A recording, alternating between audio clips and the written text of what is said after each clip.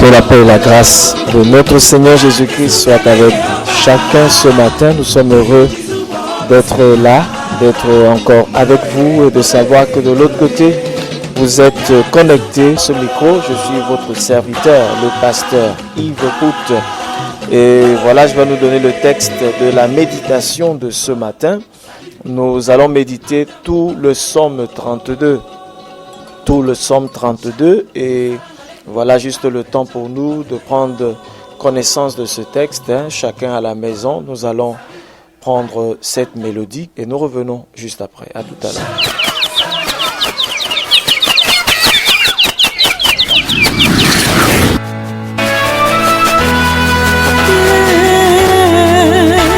J'ai tant besoin de toi, Seigneur. Mon âme soif. Quand je m'éveille dans la nuit, quand je pense à mon devenir, mon choix c'est toi, Jésus. Je chanterai toute ma vie les louanges de ton grand amour. Fais ma promesse.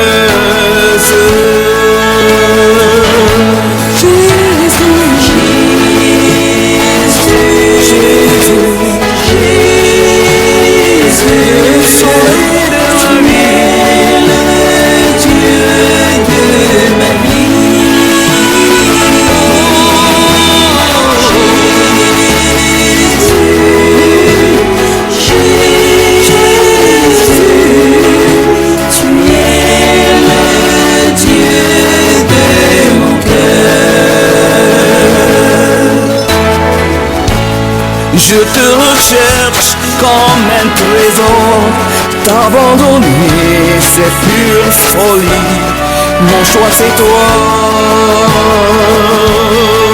Jésus. Tu as promis de revenir, mon âme est prête à t'accueillir, mon choix c'est toi.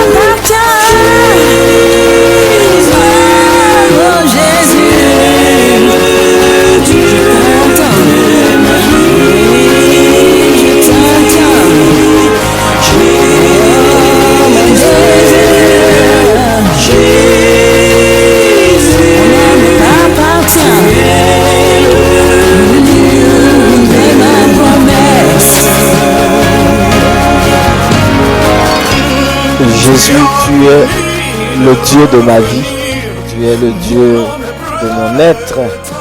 Et voilà, je crois que ceci devrait être, n'est-ce pas, la parole qui monterait, le chant qui monterait dans le cœur. Et voilà ce qui devrait être ta confession pendant que tu entames cette journée. Regardez au Seigneur. David disait dans le psaume 121 au verset 1, « Je lève mes yeux vers les montagnes, d'où me viendra le secours. Le secours me vient de l'Éternel qui a créé les cieux et la terre. » Et l'Éternel c'est qui? C'est Jésus. L'Éternel c'est qui? C'est le Seigneur puissant au combat. N'est-ce pas? Celui qui a le nom qui est élevé au-dessus de tous les noms. Voilà celui sur lequel tu dois t'appuyer ce matin. Pendant que tu, n'est-ce pas, penses à la journée, pendant que tu te lèves, peu importe la manière dont la nuit a été, Jésus est sur le trône, il a vaincu pour ça, il a payé, son sang a été versé pour régler, n'est-ce pas, tous ces bobos. La Bible dit que par ses meurtrissures, tu as été guéri. Pas tu es, mais tu as été guéri. Donc, tu peux entrer avec assurance en cette journée et entamer ces moments avec joie. Sachant que quelles que soient les fautes, quelles que soient les peines, les bobos, Dieu fera concourir cela pour ton bien. Et nous allons dans notre méditation. Et je rappelle le texte, c'est le psaume 32, le psaume chapitre 32. Et voilà, je vais faire la lecture à partir de la Bible, la version parole de vie. Et nous faisons la lecture ensemble, pendant que toi tu prends, n'est-ce pas, ta Bible et tu l'ouvres pour lire la version que tu as. Voici l'homme heureux. Dieu enlève sa faute, il pardonne son péché. Voici l'homme heureux, il ne trompe personne. Et le Seigneur ne tient pas compte de sa faute. Avant, je ne reconnaissais pas mes torts. Je me plaignais toute la journée et mes forces s'en allaient. Nuit et jour, ta main pesait sur moi et j'étais faible, comme une plante brûlée par le soleil. Mais je t'ai fait connaître mon péché. Je n'ai pas caché ma faute. J'ai dit, j'avouerai mes fautes au Seigneur. Et toi, tu as enlevé le poids de mon péché. C'est pourquoi tes amis fidèles doivent tous te prier quand ils découvrent leurs fautes. Alors, si un grand danger les menace, ils ne seront pas atteints par lui. Tu es mon abri, tu me protèges du malheur. Tu m'entoures de cris de victoire. Le Seigneur m'a dit, je vais t'enseigner et te montrer la route à suivre. Je vais te donner un conseil en gardant les yeux fixés sur toi. Le cheval et le mulet sont stupides. Il faut les freiner et les guider pour les faire obéir. Ne leur ressemble pas, alors rien de mal ne t'arrivera. L'homme mauvais va beaucoup souffrir, mais le Seigneur enveloppe de son amour celui qui a confiance en lui. Réjouissez-vous à cause du Seigneur, dansez de joie, vous qui lui obéissez, criez de joie, vous tous qui avez le cœur pur. Voilà tout le psaume que nous méditons ce matin. Nous parlerons ce matin de la bénédiction du pardon. La bénédiction qui découle d'un cœur qui sait demander pardon à Dieu. Un cœur qui sait reconnaître ses fautes. Un cœur qui sait avouer ses transgressions à Dieu. La bénédiction qui vient d'un tel cœur. La bénédiction qui est accordée. Le bonheur, n'est-ce pas, qui est accordé à une telle vie. Vous savez, bien-aimés, c'est misérable. Et je vous assure, c'est misérable, je l'ai connu. Peut-être que j'en parlerai pendant cette méditation. Mais c'est misérable, n'est-ce pas, de cacher ses transgressions. Celui qui cache ses transgressions, la Bible le dit dans Proverbe 28 au verset 13. La Bible dit que celui qui cache ses transgressions ne prospère pas. Mais celui qui les avoue et qui les délaisse obtient la miséricorde de Dieu. Le texte, nous sommes en train de méditer le psaume 32. Voilà. Et nous parlons donc ce matin de la bénédiction du pardon. David dit dans ce texte, il dit, voici l'homme heureux, celui qui est heureux, celui qui est béni. Dieu enlève sa faute, il pardonne son péché. Lui second dit, heureux celui à qui la transgression a été remise, à qui le péché est pardonné. Cet homme est heureux. Jésus disait une fois, quand il était dans une pièce et on a amené un paralytique qu'on a fait descendre par le toit vers le milieu de la salle où Jésus se trouvait, il se tourne vers ceux qui étaient autour de lui, qui cherchaient toujours à le critiquer, à le condamner. Il leur disait qu'est-ce qu'il y a de plus merveilleux à faire, qu'est-ce qu'il y a de mieux à faire pour cet homme. Est-ce de lui dire, lève-toi, prends ton lit et marche et pars, ou bien de lui dire, tes péchés te sont pardonnés. Et ces hommes ont compris et ils ont dit, non, ce n'est pas la guérison qui est essentielle.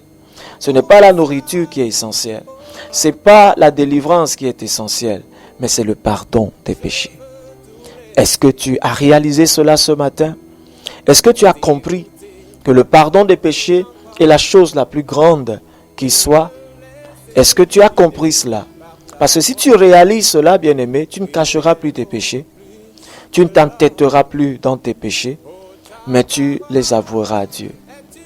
Est-ce que tu sais que c'est misérable que de cacher le péché? La Bible dit que celui qui cache ses transgressions ne prospère pas. Il n'a pas la paix. Il n'est pas heureux.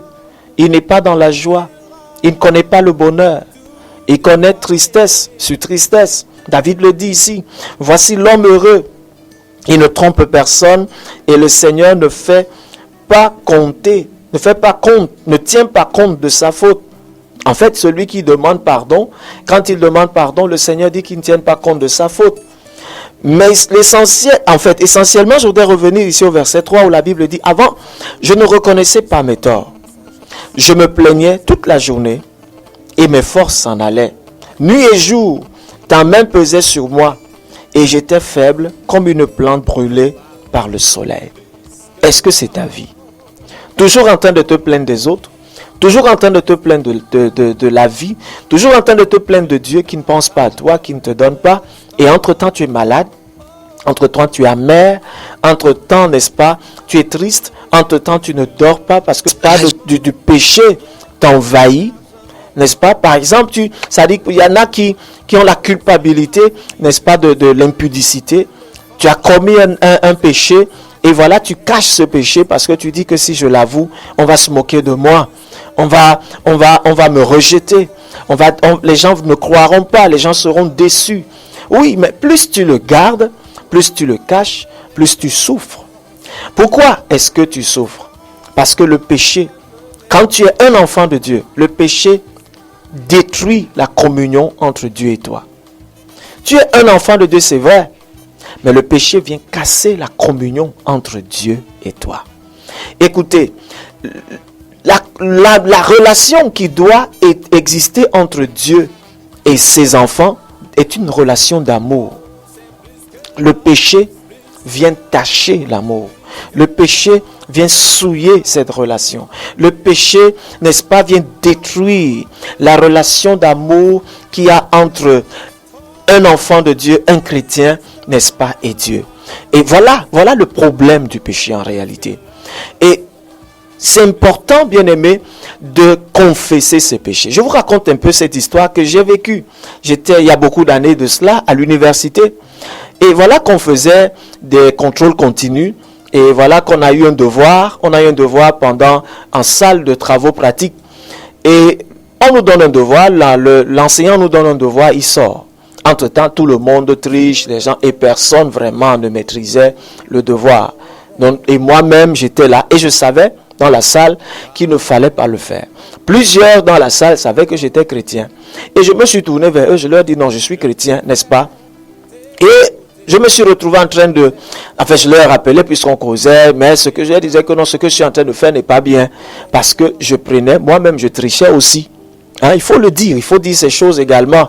Moi-même je trichais aussi. Et c'est comme ça que j'ai pris, on copiait, l'un prend l'autre, qu'est-ce que je ne comprends pas, qu'est-ce que l'autre comprend, et ainsi de suite.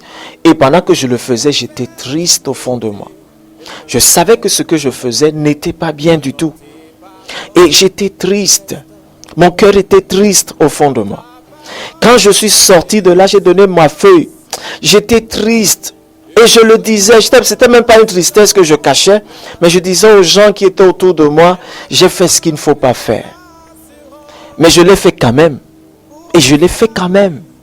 Et j'étais tout triste. Je suis rentré à la maison, entré dans ma chambre, parce que j'avais une chambre à cette époque-là à l'université. On connaît bien les chambres des étudiants. Donc, j'arrive, je n'ai pas le courage d'entrer dans ma chambre.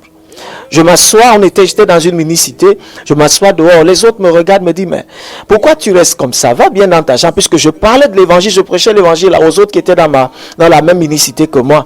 Je leur ai dit non, je n'ai pas le courage d'entrer dans ma chambre, parce que j'ai fait quelque chose qui n'est pas bien devant Dieu. Et je leur ai dit cela, je n'ai pas caché. Et ils me disent, mais même si tu as fait, va, demande pardon à Dieu, ça va s'arranger. Mais je disais, non, ce que j'ai fait là, vraiment est terrible. Et je leur ai raconté, je leur ai dit que j'ai triché. On a fait tout à l'heure un devoir et j'ai fait comme les autres. Et j'étais tout triste, tout malheureux. Tout triste, tout malheureux. Je suis resté là, abattu, attristé. Et bon, les autres m'encourageaient, me disaient, mais regarde, tu es quand même un enfant de Dieu, le Seigneur va te pardonner. Ça, c'est les parents qui me le disaient, hein. C'est les parents qui me le disaient. Mais moi, j'étais tout triste, j'étais tout abattu. J'entre dans ma chambre, je vais prendre l'argent pour aller acheter quelque chose. Il était là dans le soir que je vais venir manger. En fait, je vais venir manger. Mais quand j'arrive, je dépose ce que je vais manger là. Maintenant, mange alors, je n'arrive pas. Vous savez pourquoi? Parce que je ne pouvais pas prier pour remercier Dieu pour la nourriture sans arranger ma situation avec lui. Et j'avais mal d'avoir offensé Dieu. Et j'avais mal et j'étais là coincé. Et finalement, je me suis mis à genoux et j'ai demandé pardon à Dieu. Et quand j'ai demandé pardon à Dieu, la paix est revenue dans mon cœur. Et j'ai pu prendre ma nourriture et j'ai pu la manger. Bien-aimé, quand on ne demande pas pardon à Dieu, quand on ne se réconcilie pas avec Dieu par une offense qu'on a faite, on est malheureux. Parce que le pardon, le péché rend misérable la vie de l'homme. Le péché a rendu misérable la vie d'Adam dans le jardin. Adam est devenu misérable. Quand Dieu est venu au chapitre 3 le rencontrer, Adam se cachait. Le péché amène à se cacher. Adam se cachait. Il se cachait, il avait honte. Il avait peur de Dieu.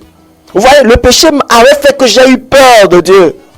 Oui, j'ai eu peur. Je savais que ce que j'avais fait n'était pas bien, mais j'avais peur de prier. Mais je savais qu'il fallait le faire, mais j'avais peur. Pourquoi? Parce que la culpabilité me hantait. Mais j'ai pris courage et je l'ai fait. Et quand je l'ai fait, le Seigneur m'a pardonné. Vous savez pourquoi? Parce qu'il m'a déjà pardonné en Christ. Et ce qu'il voulait, c'était simplement que je reconnaisse ce que j'ai fait. Pour que la communion soit rétablie. Et que ça coule encore. L'amour la coule entre nous. Mais vous savez pourquoi je parlais comme ça? En fait, je le disais parce que je savais, j'aimais Dieu, mais d'une certaine manière, ce que j'avais fait, n'est-ce pas, était venu casser cet amour-là. Et j'étais tout triste, tout malheureux. C'est un peu comme une femme qui a trompé son mari. C'est un peu comme un homme qui a trompé sa femme. Il est tout malheureux. Il n'est pas tranquille. Mais quand que tu t'entêtes à cacher, tu aggraves les choses. Aujourd'hui, il y a des personnes, des chrétiens, qui ont commis même la fornication, qui ont commis certains péchés, qui ont fait certaines choses et qui passent le temps à cacher. Au début, c'est triste et c'est toujours triste. Mais Dieu te demande de te repentir.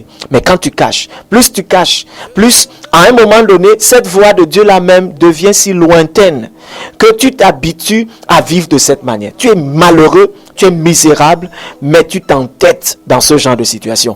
On arrive aujourd'hui à trouver des chrétiens qui sont arrivés à être insensibles à Dieu. Insensible.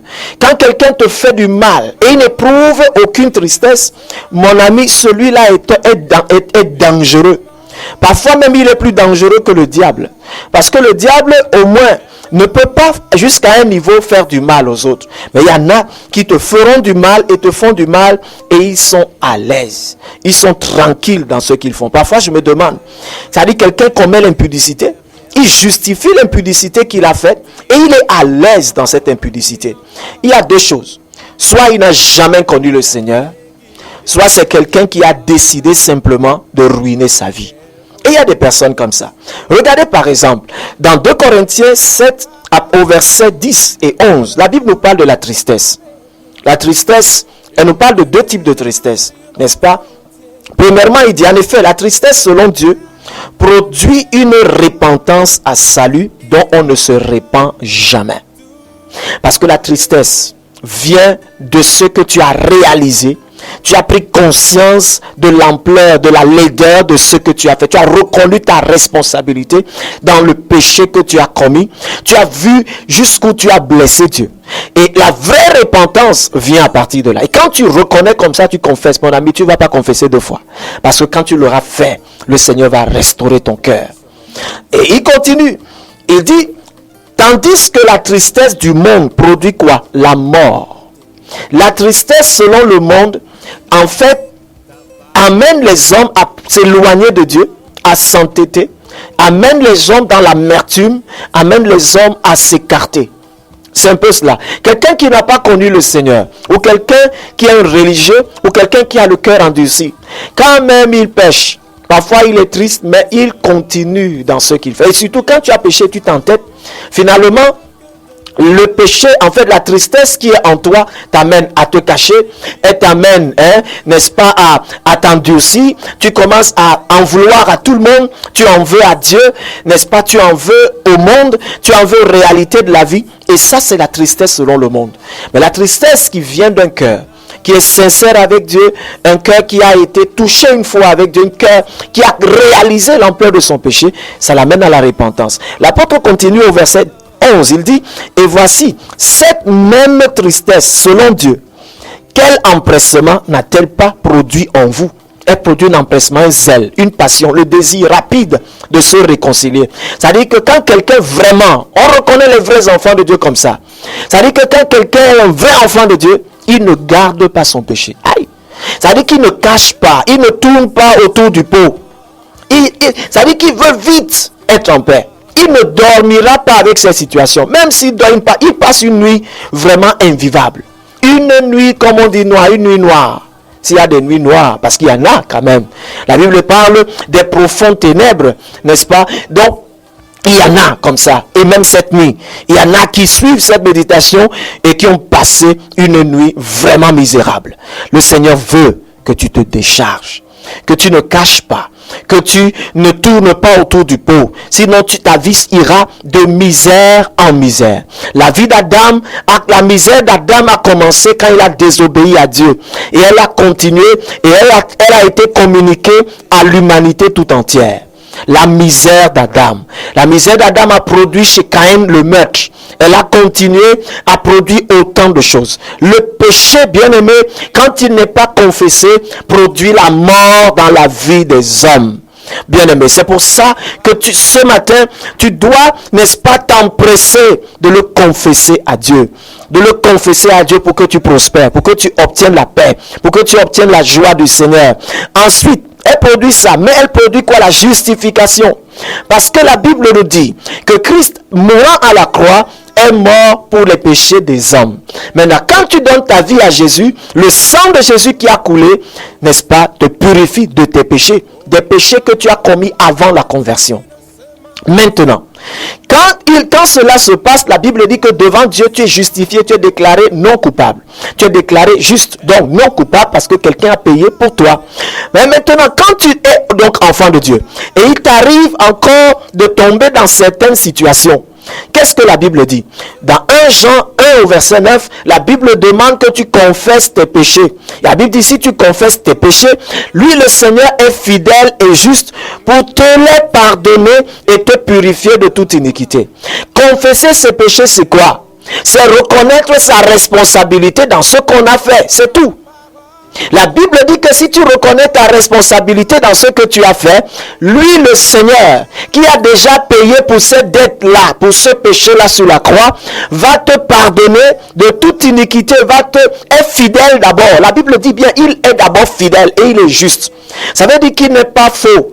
Donc il est juste en ce que si tu confesses, comme il a dit, si tu confesses tes péchés, tu reconnais ta responsabilité dans ce péché, alors il prend compte de ce que Christ a fait pour toi. Et ça fait que le sang de Jésus te purifie de toute iniquité. Mais la Bible dit que si tu caches tes transgressions, alors lui, la colère de Dieu en fait est sur toi, en ce que dès que tu refuses de confesser tes péchés, n'est-ce pas, tu ne permets pas au sang de Jésus de te purifier et à travers cela, n'est-ce pas, tu te sépares. Ta communion avec Dieu est mise à défaut. Pourquoi? Parce que dans 1 Jean 1 au verset 7, la Bible dit que si nous marchons dans la lumière, comme lui-même le Seigneur est lumière, n'est-ce pas, la Bible dit que le sang de son Fils Jésus-Christ nous purifie de toute iniquité. C'est ça. Si je marche dans la vérité, si je marche en conformité avec Dieu, et que je me rends compte à un moment donné que j'ai fait ceci ou cela, le sang de Jésus est disponible pour me purifier de toute iniquité. Alors ce que je dois faire, c'est qu'en chemin, je dois reconnaître ce que je fais qui n'est pas bien, et je dois les avouer à Dieu. Confesser également, c'est quoi? C'est reconnaître que ce que Dieu a dit, le but pour lequel Christ est mort est vrai. C'est reconnaître qu'en réalité, il n'y a rien de bon en l'homme. Et c'est ça. Et donc, quand je le reconnais et je le confesse, j'obtiens la paix avec Dieu. C'est important, bien aimé. Il y a une bénédiction dans le pardon. Il y a une guérison dans le pardon. Ceux qui comprennent, bien aimé, ce secret sont en paix. Ils sont en paix avec Dieu. Il dit donc, voici l'homme heureux. Il ne trompe personne et le Seigneur ne tient pas compte de sa faute. Parce que celui qui confesse ses péchés n'est pas hypocrite. Parce que ceux qui ne confessent pas sont hypocrites. Là n'est pas hypocrite, et parce qu'il n'est pas hypocrite, il ne trompe personne. Et quand il a confessé, la Bible dit que son sang, le sang de Jésus, le purifie. Et à ce moment, ce péché est mis encore dans le compte de ce que Christ a fait sur la croix. C'est pour ça que la Bible dit que Dieu ne tient pas compte de ce péché sur toi. Et c'est pour ça que quand tu confesses tes péchés, tu dois le confesser avec assurance, avec foi. Et après l'avoir confessé, crois que Dieu t'a pardonné. Et quand tu crois que Dieu t'a pardonné, ne reste plus dans la culpabilité. Parce que la culpabilité, en fait, est une insulte, est un manque de confiance en Dieu. Et beaucoup, n'est-ce pas, de ceux qui ont grandi dans nos religions, ont développé une culpabilité et se sont dit que non, c'est pas des pénitences, c'est pas trop de sacrifices, c'est pas trop de souffrances qu'on ça dit trop de souffrance qu'on s'inflige à soi-même, que Dieu finira par nous pardonner. Dieu ne nous pardonne pas parce qu'on aura fait des neuvaines. Dieu ne nous pardonnera pas parce qu'on se sera fait des pénitences. Non. Il nous pardonne lorsque nous nous appuyons et nous confions en Jésus. Le pardon est en Jésus. En dehors de Jésus, il n'y a pas de pardon. Dans tout l'Ancien Testament, ce qui était considéré comme pardon n'était pas pardon. Parce que la Bible dit que, n'est-ce pas, Dieu, qu'est-ce que Dieu faisait quand le peuple péchait? Ils offraient des sacrifices et par le sang des animaux, n'est-ce pas, le péché des hommes était couvert. N'est-ce pas, le péché des hommes dans le passé était couvert. Donc ça veut dire que c'est pour ça qu'ils devaient le faire tout le temps, tout le temps, matin, midi, soir. Le sacrificateur offrait pour lui-même, le peuple offrait pour eux-mêmes. Mais en Jésus, quand Jésus est venu dans Matthieu 1, 27, la Bible dit qu'il est venu sauver, n'est-ce pas, ôter le péché des hommes. Il est venu nous sauver de nos péchés. C'est ce qu'il a fait à la croix du Calvaire. La Bible dit qu'il est venu nous sauver pour nos péchés une fois pour toutes. Et dans ta marche avec Dieu maintenant, ce que tu dois faire, parce que tu dois savoir qu'il y a deux niveaux de relation que nous avons avec Dieu. Il y a la relation dans laquelle nous entrons, qui est une relation de filiation, c'est-à-dire de père-fils. Mais il y a également un autre degré de relation qui est la communion qui nous lie avec Dieu. Et la communion se développe, la communion se désire, la communion se bâtit dans une relation intime et personnelle avec Dieu. Par la parole de Dieu, par la prière, par des moments de louange, par des temps que nous entretenons avec Dieu. Voilà comment la communion se développe. C'est comme une communion, une intimité, parce que l'autre mot de communion, c'est l'intimité. On peut avoir un lien de relation qui nous lie, on peut avoir une relation parce qu'on travaille dans la même entreprise, on est membre d'une même famille, on est né du même ventre, on est lié, donc on a une relation qui nous lie ensemble. Mais on peut avoir des relations sans avoir d'intimité. Donc on peut être enfant de Dieu, on a une relation avec Dieu parce qu'il est, n'est-ce pas, mon Père, oui, mais manquer d'avoir d'intimité avec lui. Et donc, quand tu es enfant de Dieu, le péché maintenant, quand tu commets un péché, le péché casse, brise l'intimité avec Dieu. Et c'est ce qui s'est passé au jardin d'Éden.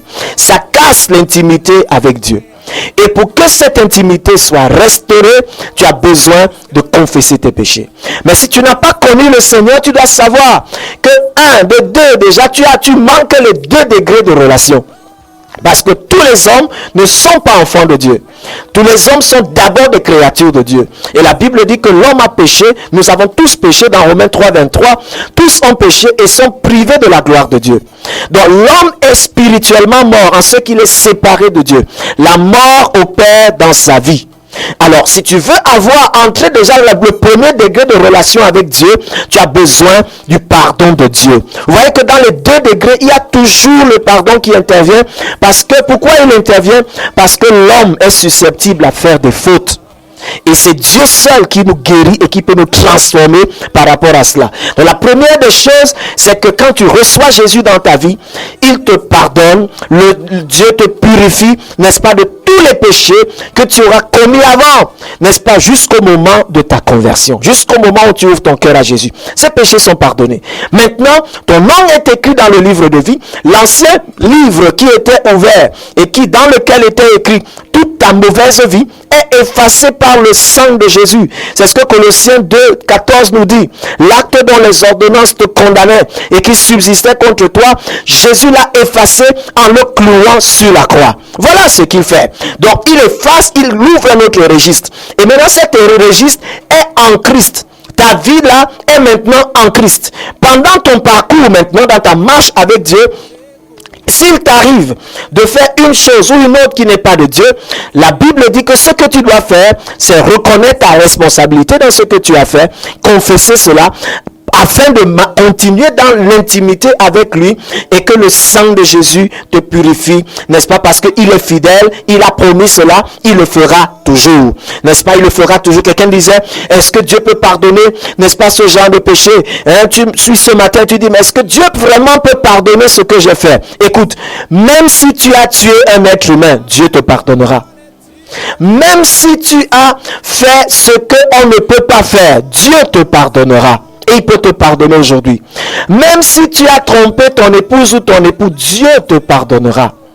Quel que soit, même si tu as détourné les fonds publics, Dieu te pardonnera. C'est important. Et si tu as le pardon de Dieu, tu as sa présence, tu as sa grâce. Il interviendra pour toi et il te justifiera, il te guérira, il te sauvera, il te transformera, il te glorifiera. C'est important de confesser, de reconnaître et de continuer. Parce que celui qui a la puissance et la capacité d'enlever le joug de ce péché et de te restaurer, c'est Dieu seul. Certains se disent non, en gardant, je vais finir, je vais m'en sortir. C'est-à-dire, ils se disent que non, qu'ils voient, parfois même ils confessent, mais ils confessent pas. Ils ne prouvent pas, c'est pas, leur confession ne parle pas d'une tristesse. Une tristesse sur la base de ceux qui reconnaissent leurs responsabilités et leur cœur a mal. Non, ils ne rentrent pas en eux-mêmes pour voir leur faute. Non, c'est juste une confession. Seigneur, j'ai mal fait, pardonne-moi. Mais au fond d'eux, ils n'ont pas une tristesse profonde par rapport à ça. Et c'est pour ça que ça recommence. Et ça recommence, et ça recommence, et tu te retrouves dans un engrenage, et finalement tu te dis, ah, peut-être, faisons. Et c'est comme ça que tu te retrouves dans ce genre de vie. Tu te retrouves là-dedans, tu es totalement séparé de Dieu, et tu es dans une vie de misère, parce que tu retournes dans l'esclavage du péché. Bien-aimé. Mais ce que Dieu veut que tu comprennes aujourd'hui, c'est que tu dois confesser. Tu dois demander pardon. C'est la clé pour ta santé. C'est la clé, n'est-ce pas, pour ta délivrance. C'est la clé pour ta restauration. C'est la clé pour ta guérison. Et il y en a même qui, à un moment donné, confessant, n'est-ce pas, se retrouvent toujours dans la même situation. L'apôtre Pierre, dans Jacques dit une chose dans Jacques 5 au verset 16, qui également est utile pour toi ce matin et qui va t'aider. La Bible dit, confessez vos péchés les uns aux autres. Priez les uns pour les autres afin que vous soyez guéris. Parce qu'il dit que la prière fervente du juste a une grande efficacité. Donc, il y a la confession envers Dieu qui est important. Mais à un moment donné également, tu dois pouvoir, selon que ce péché, à un moment donné, concerne peut-être la communauté.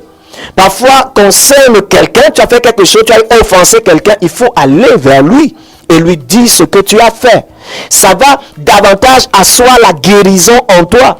Parce que tu auras confessé à Dieu, mais si l'autre qui est concerné, que tu as offensé, n'est pas conscient, n'est pas au courant, la culpabilité va rester là. Tu ne seras jamais à l'aise en sa présence. Mais quand tu vas le lui dire, tu recevras la paix de Dieu, la restauration. Il y a également d'autres où tu as besoin qu'on prie pour toi, n'est-ce pas, afin que ce joug-là soit ôté. Mais la confession, n'oublions pas, ce matin, la confession de nos péchés, le pardon, c'est Dieu qui l'accorde. D'accord? C'est Dieu qui accorde le pardon. Mais parfois, dans certaines situations, comme je le dis, je me le répète, n'est-ce pas, on a besoin parfois d'être accompagné, d'être soutenu, quand seul, on ne peut pas. N'est-ce pas? Et voilà. Bien aimé, c'est important de le faire. Il y a de la bénédiction quand on demande pardon. Maintenant, vous pouvez appeler, vous pouvez envoyer vos SMS à partir du 93 68 30 30, 93 68 30 30, 79 40 42 42, 79 40 42 42. La bénédiction du pardon, le pardon de Dieu. Le fils prodigue a été pardonné, il a été béni, il a été restauré. Bien-aimé, voilà la meilleure des choses que tu dois faire aujourd'hui. Et tu verras que cette menace-là, parfois certains ont commis des péchés Et tu as certainement commis. Certains l'ont fait. Et c'est pour ça que leur emploi est mis en danger. Parce que quand tu pêches, ça t'éloigne de Dieu. Et quand tu es éloigné de Dieu, tu es à la merci de l'ennemi. Et qui décide maintenant de te mettre les bâtons sur les roues. Tes affaires ne marchent plus. Ça dit des complications au fur et à mesure. Ton foyer est sens dessus-dessous. Tes enfants sont sens dessus-dessous. Tu remarques que les choses sont sens dessus-dessous. Ne te pose pas trop de questions. Arrête-toi, réfléchis. Qu'est-ce que j'ai fait? Parce que quand ta communion est bonne avec Dieu, tout ce que tu fais est garanti. Parce qu'il te bénit. Il protège tes arrières. Il défend tout ce que tu as. Il les protège. L'ennemi ne peut pas toucher. Mais qu'est-ce qui parfois amène l'ennemi à étendre sa main et à toucher ce que tu as? C'est quand tu as cassé la communion. Quand tu casses la communion, la Bible dit que celui qui fait un trou à la muraille se fera mordre par un serpent. Tu as cassé, n'est-ce pas, la muraille. Tu as fait un trou toi-même par ce péché que tu ne veux pas confesser. Tu ne veux pas avouer. Tant que tu n'avoues pas, le trou est là et le serpent, la séduction vient. Et c'est comme ça que certains vont te dire, non, tu sais, tu es enfant de Dieu, tu n'as plus besoin de confesser. Dieu t'a pardonné, mais toi-même tu sais au fond de toi que tu es triste. Il y a une tristesse au fond de toi. Tu sais que tu es misérable. Et ce qu'on te dit, en fait, c'est comme de la drogue qui essaie de te calmer, mais tes expériences de tous les jours te montrent que ça ne va pas. Ça ne va pas parce que tu as offensé Dieu, bien-aimé. Le fait d'avoir offensé, c'est pas ça qui... Tu es toujours enfant de Dieu, c'est vrai. Mais tu sais que Dieu a besoin de toi dans l'intimité. Un enfant de Dieu est un être d'amour. La relation que nous avons avec Dieu est une relation d'amour. Quand tu reçois Jésus dans ta vie, tu vas vers lui parce qu'il t'a aimé. Et par ta foi, par le fait que tu lui ouvres ton cœur, tu reçois également son amour. Le Saint-Esprit répand l'amour de Dieu dans ton cœur. Alors tu ne peux pas vivre sans cet amour. Le péché vient atténuer cet amour. C'est ça qui donc a produit la tristesse en toi. Parce que tu n'es pas habitué à cette tristesse. Tu n'es pas habitué à le faire. Donc, ta vie devient désagréable. Et à ce moment, tu donnes, n'est-ce pas, de la place à l'ennemi pour affliger ta vie, affliger ton foyer, affliger tes affaires. C'est comme ça qu'il peut avoir le droit, parce qu'il a l'autorité pour le faire, à cause du péché que tu as commis. Parce que tu as ouvert une brèche. Mais si tu es prompte, et ça c'est ce que le Seigneur voudrait qu'on ait, être prompte à demander pardon. Être prompte à reconnaître nos fautes et à confesser. Quand tu es prompt à le faire, la brèche là, Dieu la ferme rapidement. Parce qu'il est fidèle et il est juste. Puisqu'il a promis. Bien aimé, Dieu l'a promis. Et il le fait pour toi. Et il veut le faire pour toi en ce jour. Il veut le faire pour toi, bien aimé, même ce matin. C'est pour ça que pendant que cette méditation a lieu, réfléchis. Et regarde. Pourquoi les choses sont comme ça? Pourquoi est-ce que cette maladie même continue? Je me souviens une fois dans un programme comme ça, une histoire qu'on m'a racontée aussi. Dans un programme, il y avait une sœur dans une église elle était paralysée. On a prié pour elle, que Dieu la guérisse. Elle avait des problèmes, ça n'allait pas, tout triste. L'église, le pasteur, tout le monde voulait que Dieu la restaure. Et voilà que un jour, ils ont organisé un programme de réveil. Et un serviteur de Dieu qui est venu parler du pardon. Et pendant qu'il parlait du pardon, la nécessité du pardon, du pouvoir que le pardon avait pour guérir, pour transformer les vies. La Bible dit que, en fait pas la Bible, vous savez c'est l'habitude. Non mais, en fait, cette femme assise là où elle était, a été convaincue par Dieu qu'elle n'avait jamais pardonné à son père. Elle disait toujours, je lui ai pardonné. Mais dans le fond de son cœur, elle n'avait jamais réalisé jusqu'où Dieu était attristé, jusqu'où Dieu n'était pas content qu'elle ait gardé son père dans son cœur. C'est ainsi qu'elle s'est mise là où elle était. Elle a fondu en larmes. Pas seulement les larmes, non. Mais dans le fond de son cœur, elle a été brisée. De savoir que le Seigneur lui pardonne elle, mais elle n'arrive pas à pardonner à son père pour ce que son père lui a fait. Et bien aimé, dès qu'elle a pardonné, on n'a pas eu besoin de prier pour elle. Dès qu'elle a demandé pardon à Dieu, elle a été guérie instantanément. Elle s'est levée et elle a marché. Le pardon est une puissance. Il y a une bénédiction quand on pardonne. On est heureux quand on pardonne.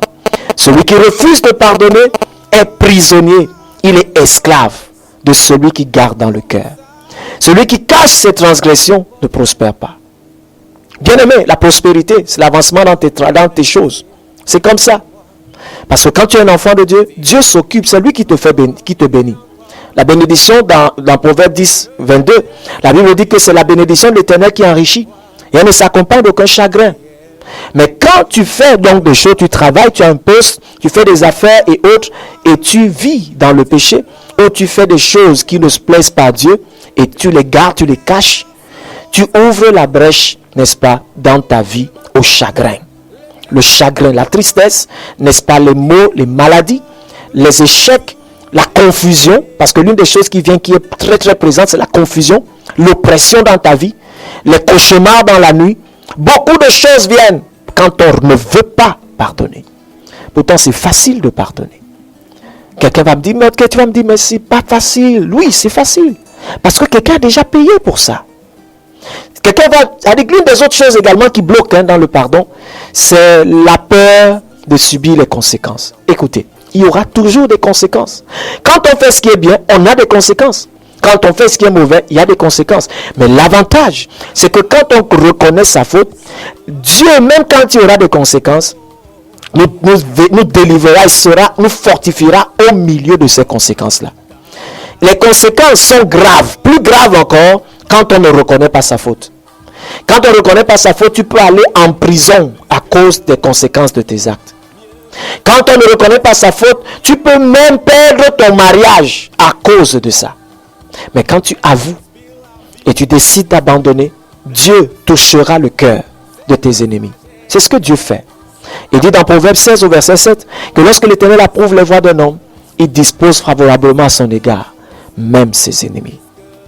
Voilà, donc je rappelle le texte. Nous sommes aujourd'hui dans le psaume 32. Voilà ce que nous méditons. Et aujourd'hui nous parlons de la bénédiction du pardon. Bien-aimé, c'est grand quand Dieu t'a pardonné. C'est important. Et voilà, bonjour pasteur, merci. Nous existons pour vous. Nous choisissons nos intervenants, c'est vrai, mais c'est pas très clair. Si vous pouvez être un peu plus clair, nous comprendrons. Vous savez que nous sommes là pour vous, c'est vrai. Nous sommes là pour être une édification pour vous. Et vous devez également nous soutenir. Vous devez également, n'est-ce pas, nous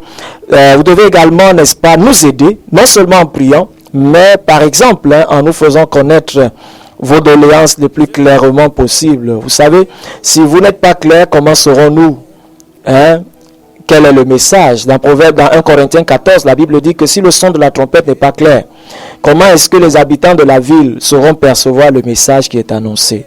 Alors si c'est un peu plus clair, je crois qu'on pourra comprendre ce matin. Bonjour pasteur, pour se repentir, on demande pardon à Dieu et à qui on a offensé. Si on demande seulement pardon, si on demande seulement à Dieu, si celui qu'on a offensé refuse de nous pardonner. Bon, Hervé, déjà l'essentiel, dans la repentance déjà est un changement de mentalité. Donc, ça vient d'une prise de conscience de ma responsabilité dans ce que j'ai fait vis-à-vis de Dieu. Parce que celui qu'on offense, c'est Dieu qu'on offense d'abord. Mais ensuite, parce qu'il y a des péchés qui ne sont pas une offense pour les hommes, qui sont simplement une offense pour Dieu. Qui sont uniquement une offense pour Dieu. Mais il y a des péchés également qui sont une offense et pour Dieu et pour les hommes. Donc le péché est d'abord une offense à Dieu avant d'être une offense aux hommes. Donc maintenant, quand j'ai demandé pardon à Dieu et que je sais que Dieu m'a pardonné, je vais demander pardon à l'homme. Je sais également qu'une chose, c'est que l'homme, il y en a qui pourront ne pas me pardonner. Mais l'essentiel dans ce que Dieu attend de moi, c'est que j'ai fait le pas pour chercher la réconciliation. Vous voyez bien que le pardon réconcilie les hommes. Donc celui qui cache n'est pas réconcilié avec Dieu. Il n'est pas réconcilié avec Dieu, il n'est pas réconcilié avec les hommes selon que ça concerne les hommes. Donc c'est important. Quand j'ai fait quelque chose comme vous voyez pour le fils prodigue, il a demandé pardon à Dieu. Il a été réconcilié avec Dieu, mais il est allé vers son père. Et il lui a confessé cela, même si parfois son père ne voulait pas entendre, mais il a été réconcilié avec son père. Et la preuve, c'est que son père a célébré une fête. Moi, quand je l'ai fait avec mon papa a refusé de me pardonner. Mais, c'est-à-dire, il m'a même insulté devant moi. Mais j'avais obéi à Dieu. L'essentiel, c'est d'avoir obéi à Dieu. Et parce que j'ai fait ce que Dieu voulait que je fasse, Dieu m'a donné sa paix. Mais tu sais, j'ai remarqué une chose, c'est que bien après cela, la relation que mon père avait, l'attitude de mon père vis-à-vis de moi avait changé. Il a changé son attitude vis-à-vis de moi. Et c'est par là que j'ai perçu qu'il y avait quelque chose qui était passé. Mais ce n'est pas forcément toujours ça. Il y a des personnes qui vont s'entêter et refuser de te pardonner. L'essentiel n'est plus là, l'essentiel c'est ce que tu as fait. Tu es allé vers eux, tu as reconnu ta faute, c'est ce qui compte. Le reste, remets à Dieu.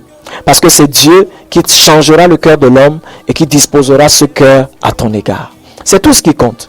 N'est-ce pas? La tristesse, comme on l'a lu dans 2 Corinthiens 7 au verset 10, est conduit à quoi? La tristesse selon Dieu conduit à une repentance pour laquelle on ne se répand jamais. Voilà ce que nous devons rechercher. Je dois rechercher, c'est-à-dire je dois me laisser toucher, convaincre et croire.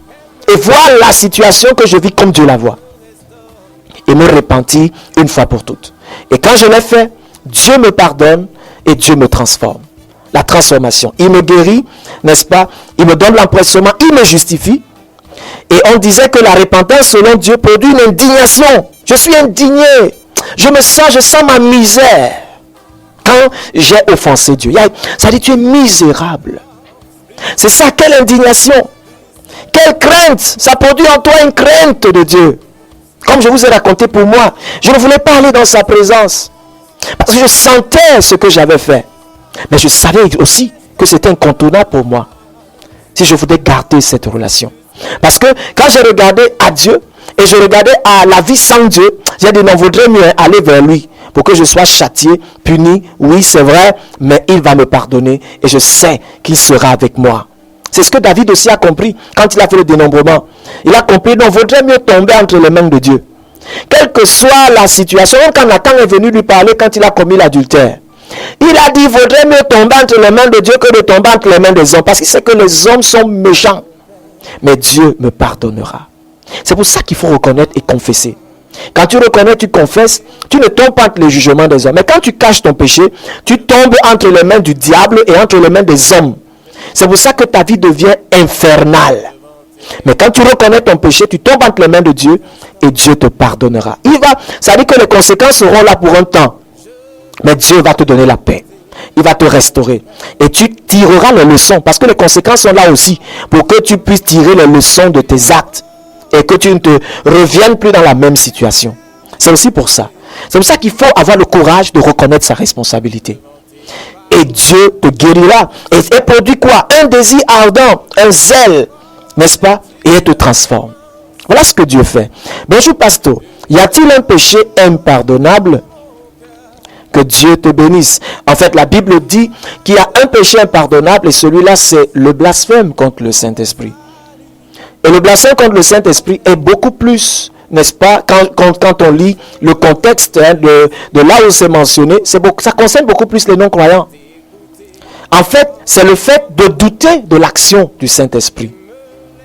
C'est-à-dire de s'entêter à pécher, n'est-ce pas, à insulter l'action du Saint-Esprit. C'est beaucoup plus lié à ça. Beaucoup plus lié à cela. N'est-ce pas? Douter de l'action, ça dit du Saint-Esprit. Insulter l'action du Saint-Esprit. Ça dit s'obstiner dans une vie de péché.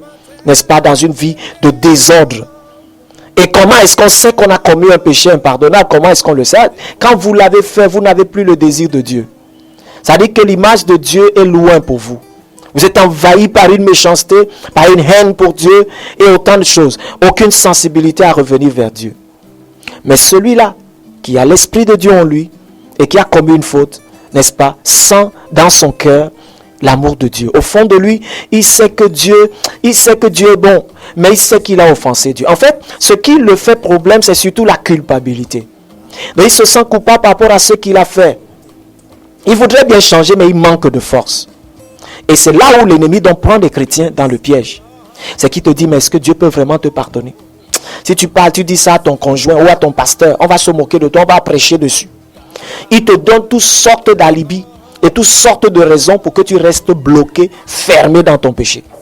Et plus tu restes fermé dans ton péché, plus tu t'éloignes. Parce que le péché t'éloigne de l'intimité, de la communion des saints. Ça t'éloigne de la présence de Dieu. Tu t'éloignes et tu vis chez toi, misérable. Et plus tu t'éloignes, plus tu te plonges dans le même péché. Tu dis non, je vais m'en sortir. Tu ne peux pas. Tu es dans l'engrenage déjà. Et c'est dans cette situation que tu dois crier au secours.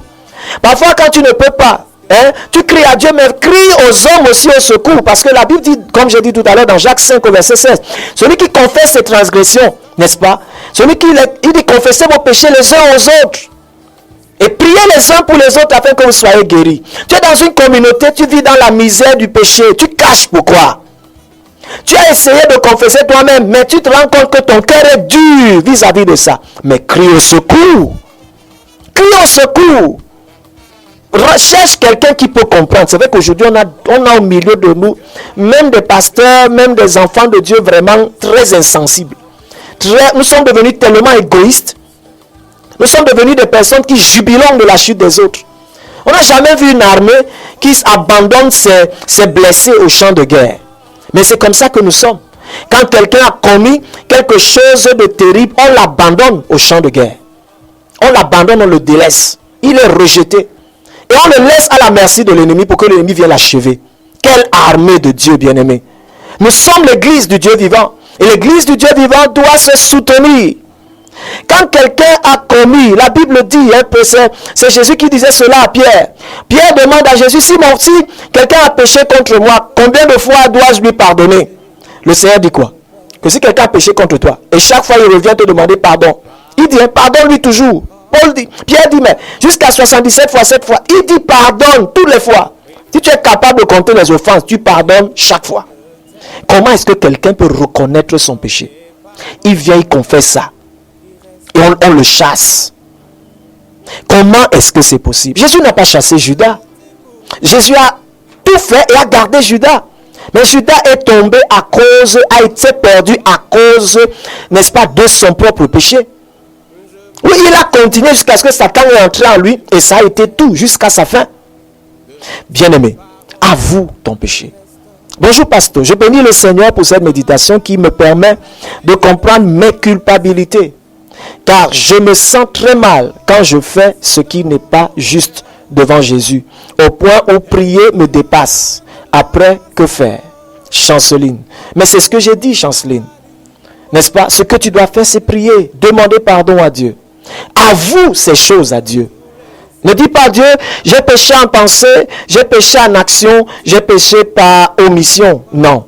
En parole, non. Zéro. Quand tu as péché, tu n'as pas volé, tu as volé. Si tu as tué, tu as tué. Si tu as avorté, tu as avorté. Tu le lui dis clairement. Et tu lui dis avec assurance parce que tu sais qu'il a payé pour ça. Tu sais qu'il est fidèle et il est juste pour te pardonner.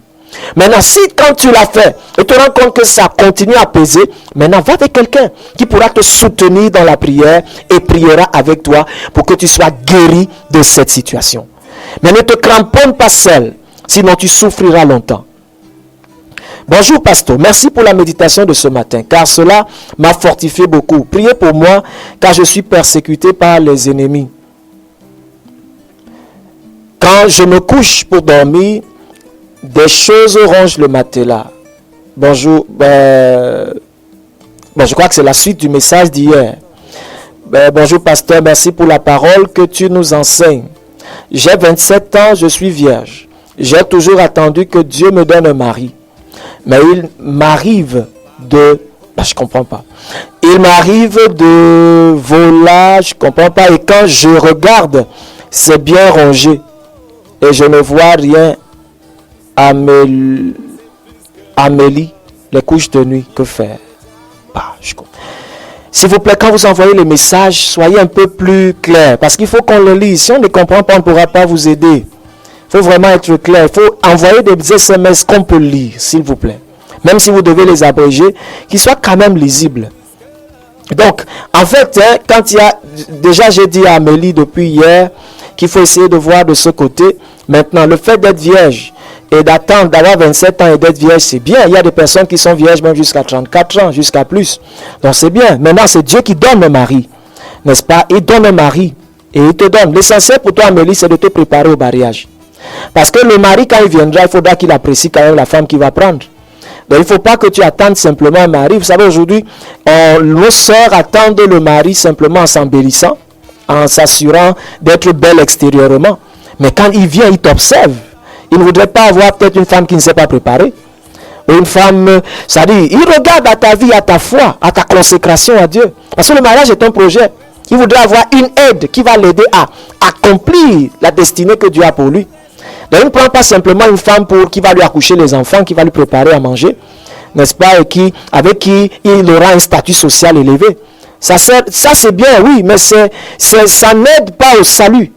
Donc prépare-toi à cela, crains le Seigneur, n'est-ce pas, et fais tout ce que nous disons dans cette méditation, et même au-delà, lis la parole de Dieu, vis-la, et tu verras la grâce de Dieu dans ta vie. Bonjour pasteur, si je pêche, je demande pardon à Dieu, et la culpabilité qui est dans mon cœur continue toujours. Je dois faire quoi? Si elle continue toujours et tu es sûr que tu as demandé pardon à Dieu, alors ne te laisse pas envahir par la culpabilité. Commence maintenant à méditer, n'est-ce pas, de la grâce de Dieu. Parfois, va dans la Bible et cherche un peu les textes de la Bible où des gens ont été dans ce genre de situation ou dans le péché et ils ont demandé pardon à Dieu, ils ont été restaurés. Médite les textes de la Bible qui parlent sur le pardon. Des exemples pratiques de la Bible et tu verras que tu seras guéri. Tu seras guéri parce que tu verras les exemples des autres et tu verras comment la grâce de Dieu agit en eux et tu verras comment cette grâce, n'est-ce pas, te transformera également. C'est très important. Bonjour. Il y a un péché que je n'arrive pas à dominer. L'âme à dominer. C'est l'emportement, je crois. L'emportement, la colère. Priez pour moi, s'il vous plaît. Mon papa était très colérique jusqu'à s'évanouir. Waouh. Waouh. Seigneur, je prie pour Annie et je demande dans le nom de Jésus-Christ que toute forme de lien qui l'unit, Seigneur, toute forme d'hérédité, tout ce qu'elle a pu obtenir de son père et qui est cramponné dans sa vie jusqu'aujourd'hui. Seigneur, que ce lien-là soit brisé au nom de Jésus-Christ. Que la puissance de Dieu et la grâce de Dieu guérissent ses sentiments, guérissent son âme de toute forme de colère, de toute forme de colère, au nom de Jésus-Christ, de toute forme de colère, au nom de Jésus-Christ, de toute forme de colère, au nom de Jésus-Christ. Seigneur, merci parce que tu le fais pour elle. Et ami, je voudrais te dire une chose, c'est que quand on fait comme pour l'autre, à cause du pardon, va dans la Bible, cherche des textes qui parlent de la colère. Regarde ce que Dieu dit de la colère. Et regarde ce que Dieu dit par rapport aux conséquences de la colère. Regarde ce que Dieu dit par rapport à la guérison même de la colère. Médite ces choses. Médite ces choses et va par exemple dans Ephésiens chapitre 4, je crois bien, où la Bible dit que toute amertume, que toute animosité, que toute colère, que toute clameur, et il dit que toutes ces choses-là disparaissent de votre cœur au nom de Jésus. Voilà les paroles et les prières que tu peux faire sur la base de la parole de Dieu. Parce qu'en tant qu'enfant de Dieu, tu ne dois plus avoir ces choses-là. Tu vois? Et maintenant, toutes les choses, quand tu vas prendre Ephésiens 4, toutes les choses que tu vois, qui sont mentionnées de l'homme, du vieil homme, et qui se retrouvent dans ta vie. Prends ces textes, fais-les comme des prières, et maintenant, rejette-les de ta vie. Parce que ton identité d'enfant de Dieu ne doit plus avoir ces mêmes choses. La parole de Dieu, la vérité de Dieu vous libérera. C'est ce que la Bible dit. Tu connaîtras la vérité et elle t'affranchira. Donc en méditant ces textes, en priant, en proclamant ces textes dans ta vie, n'est-ce pas, tu verras la grâce de Dieu. Maintenant, l'autre chose, c'est que ça ne veut pas dire que tu ne seras pas toujours devant le test de la colère.